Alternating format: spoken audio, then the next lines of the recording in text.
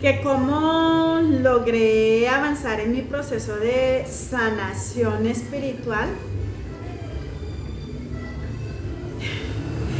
Es una pregunta interesante, ¿saben? La verdad es que ha sido un proceso bastante fuerte, porque primero, el primer punto en el que tuve que trabajar fue en el cambio de mentalidad. Tuve que hacer un proceso de metanoia, un proceso de transformación de pensamientos, ¿sí? Tuve que soltar o decodificar todo mi sistema de creencia, y hablar de ello implica que significa toda la información que he suministrado a mi chip desde mi infancia. Entonces es dejar atrás todas esas circunstancias, toda esa información que ya había obtenido, que había escuchado, que había reproducido año tras año, para volver a validar y o construir nuevos conceptos, nueva información. Y al tiempo soltar o dejar atrás o vaciar aquella información que ya consideraba no era válida, que no me servía. Entonces, primer paso fue la metanoia, una transformación de pensamiento, una transformación muy profunda, una transformación interior muy profunda, que me llevó prácticamente a comenzar todo mi proceso de autoconocimiento. Entonces, segundo, me tocó aprender a trabajar en ágape, en el amor de Dios, en ese amor incondicional, en amarme a mí misma, en trabajar en mi amor propio. Si Dios es amor y yo soy su hija, Dios me ha enseñado a amarme y me ha enseñado que debo caminar desde el amor, y no tengo otra manera más importante de hablar del amor, sino es aquel que Dios me ha enseñado a través de su Hijo Jesús. Entonces fue comenzar a trabajar en todas esas circunstancias de carencias, de heridas del pasado, para decodificar toda esa información respecto a lo que yo pensaba que era el amor, que en otras palabras desde la psicología lo llaman apegos emocionales, dependencia emocional, y fue empezar a sanar mi corazón, mi alma, desde esa perspectiva del amor perfecto, del amor incondicional que nos enseña Dios a través de la palabra. Cuando yo digo Dios es amor, estoy diciendo que yo soy amor. Y si yo soy amor, ¿por qué busco el amor en otras personas? Si se supone que el yo soy amor. Por lo tanto, tenía que comenzar a encontrar ese amor del cual el Padre Celestial me hablaba tantas ocasiones, en tantas situaciones, me había reiterado: ámate, ámame. Yo decía: Señor, yo no te puedo amar porque yo no sé amar si no es con dependencia. Yo no sé amar si no es con apego emocional. Entonces fue comenzar todo ese sendero también de sanación de mis heridas, de sanación de esas carencias emocionales que había almacenado durante mi crecimiento como persona, como ser humano, ¿no?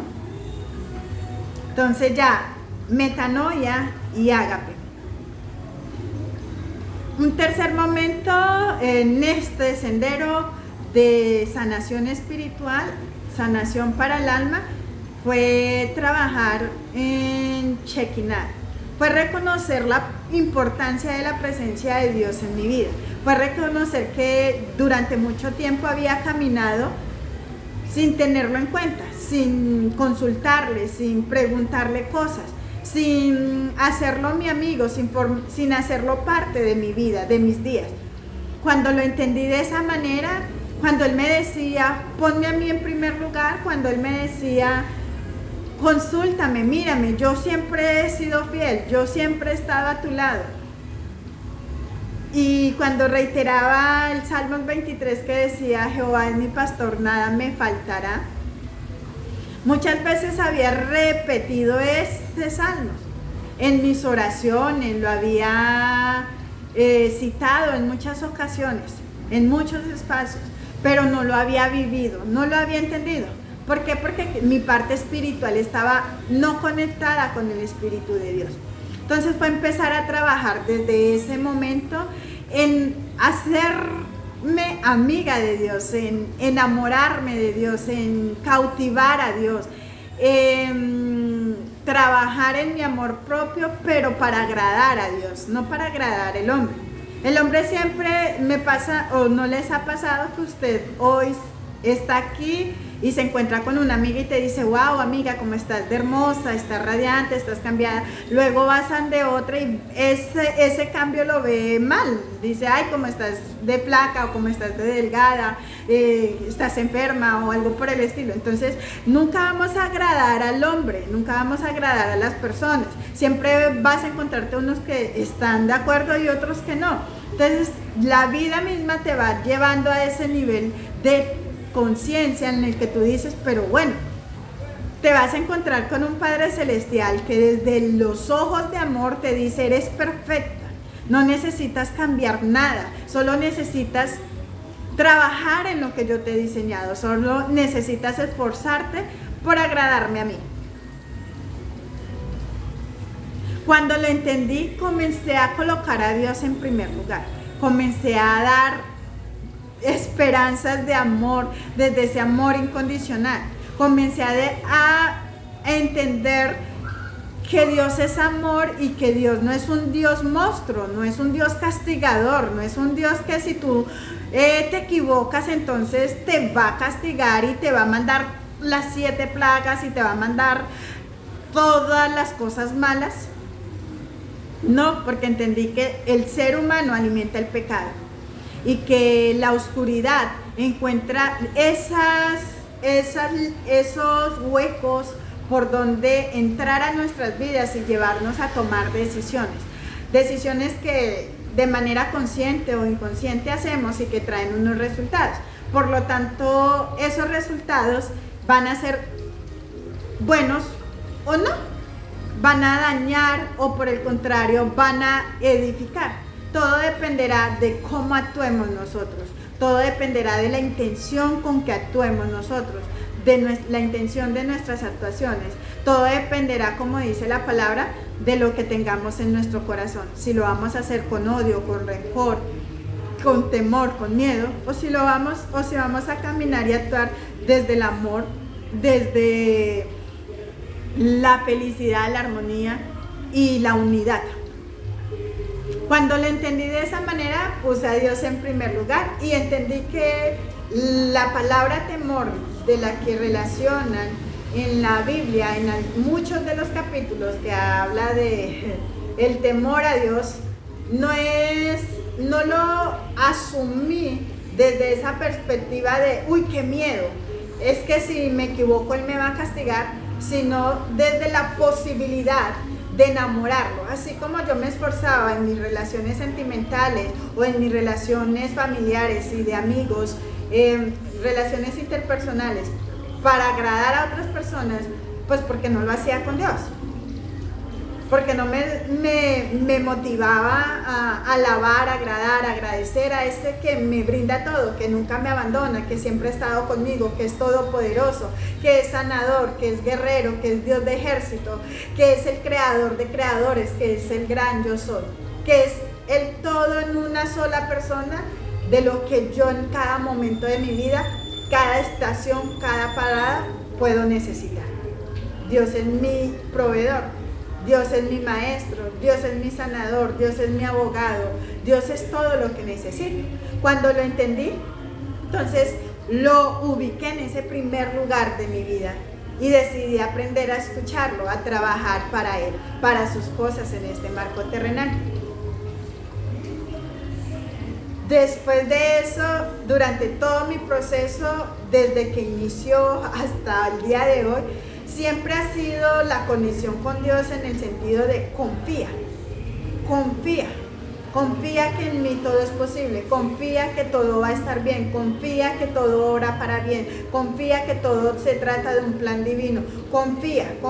Entonces no podía faltar la confianza en mi vida.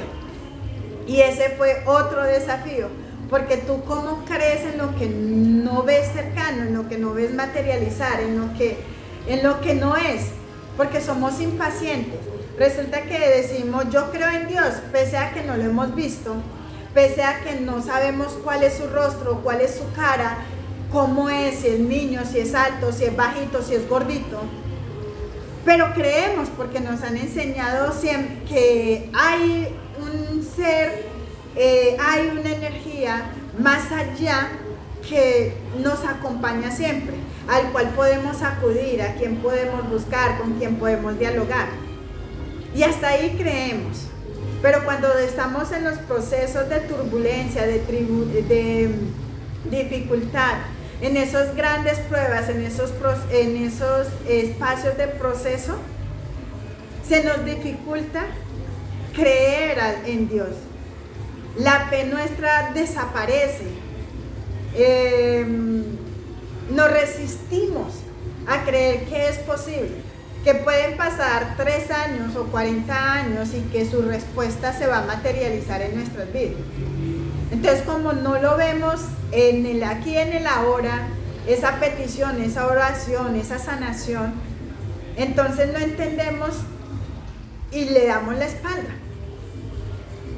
Y puede que tu proceso venga en camino, pero en el momento que tú le das la espalda, que dejas de confiar, pues obviamente se detiene tu bendición, obviamente se detiene aquello que Dios te quería entregar, porque ya no hay esa interacción genuina, ya no hay esa conexión verdadera con el Padre Celestial, con el Espíritu.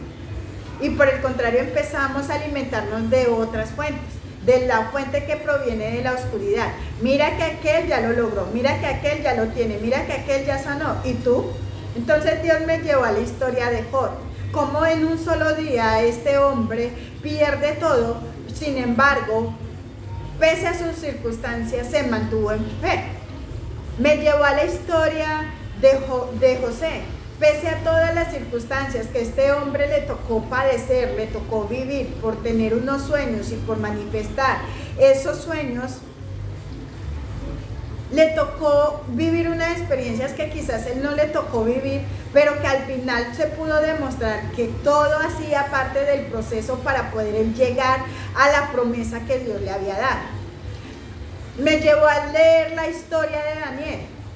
Daniel, un joven que llega a Babilonia en este tema de secuestro o esclavitud, y que pese a las circunstancias y a los cambios en costumbres, en territorios, en estructura organizacional como tal, él creyó y tuvo fe en todos los momentos, aun cuando lo lanzaron al pozo de los leones. Si toca morir por Dios, muero, pero confió. Y en este tipo de confianza, Abraham, Dios le da al hijo de la promesa, y sin embargo Dios le dice, ven, yo quiero ver si tú dependes tanto de ese hijo o dependes de mí. Y le pone una prueba difícil que yo creo que ningún padre estaría de manera consciente en la capacidad de llevarlo a cabo, a ojos cerrados. Y le mostró su fe a Dios, le demostró su confianza en Dios. Entonces a ese nivel nos lleva Dios con todos los procesos que nos tocan.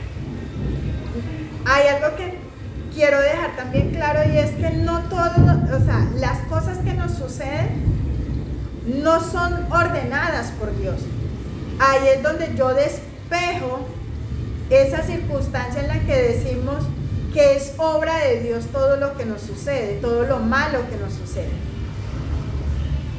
Las cosas llegan por decisiones nuestras, son resultados de nuestras acciones, de nuestras decisiones. Sin embargo, Dios permite que esas cosas sucedan. ¿Por qué? Porque ahí está el verdadero aprendizaje. Ahí está donde tú necesitas aprender. Muchos caminamos como la historia de Jonás. Dios nos quiere evitar tantas cosas, Dios nos quiere evitar un camino largo y nos da órdenes y nos dice, mira Jonás, mira Yadis, necesito que vayas a Nínive.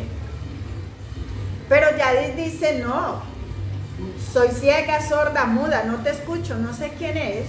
Y Yadis decide irse para Tarsis.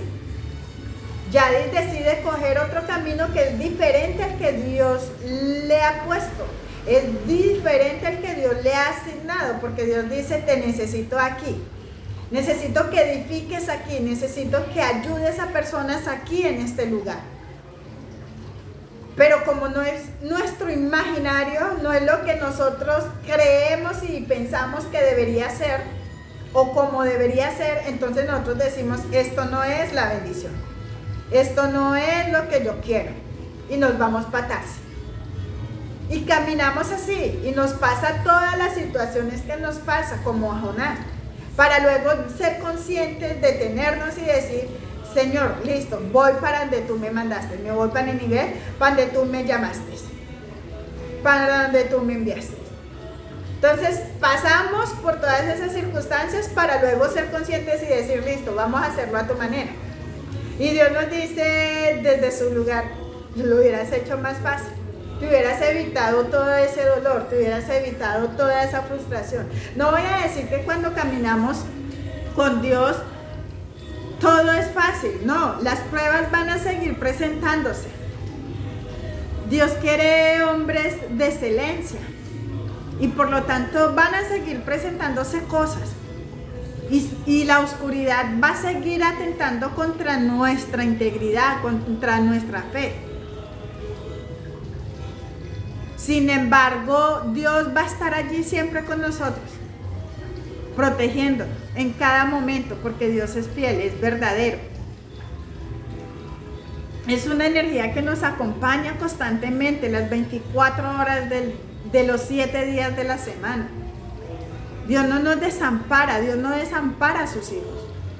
Somos nosotros los que nos desconectamos de Él. Y vuelvo y digo, luego le echamos la culpa de todo lo que sucede a nuestro alrededor, en nuestro entorno. Pero verdaderamente somos nosotros los que nos desconectamos de Él. Somos nosotros los que no le consultamos, somos nosotros los que no le buscamos. Somos nosotros los que nos aislamos de su protección, de su amor infinito. Y hacemos las cosas a nuestro modo, como el hijo pródigo, que lo tenía todo, pero no le bastaba eso, entonces decidió irse al mundo, a explorar el mundo, y se enteró y se encontró con un mundo que no era de su agrado. Le tocó pasar circunstancias que no tenían por qué haber pasado, pero aprendió la lección. Entonces, si vemos en esta historia, no es que Dios lo empujó a que saliera de su casa, Él lo tenía todo en su casa. Sin embargo, fue una decisión del hombre, fue una decisión de la persona que dijo, no me siento cómoda, ya esto no es mi lugar y me voy de aquí. Padre, dame mi herencia que me voy. Y se fue. Sin embargo, después supo apreciar lo que tenía en su casa. Después supo darle valor a lo que tenía en su casa, aquello que había abandonado, aquello que había dejado. Y eso nos pasa constantemente a muchos de nosotros. En nuestro día a día, en nuestras relaciones con familia, desde el empleo, desde entornos universitarios, desde relaciones sentimentales, relaciones interpersonales. Porque no hemos aprendido a aceptar a las personas tal como son, desde su verdad, desde su esencia, desde lo que son, aún con máscara. Son eso, son personas. Pero queremos cambiarlas, queremos modificarlas porque ellas tienen que ser como yo considero tienen que ser. Y ese hace parte de un error catastral en el cual nosotros entramos constantemente, de manera inconsciente y en algunos casos de manera muy consciente. Entonces, mis 4 etapas en mi sendero de sanación del alma de la sanación del alma, de mi proceso como tal, fueron metanoia, ágape, shekinah y man. Mentalidad, emociones, sentimientos, relación con Dios y confianza en Dios. Bendiciones.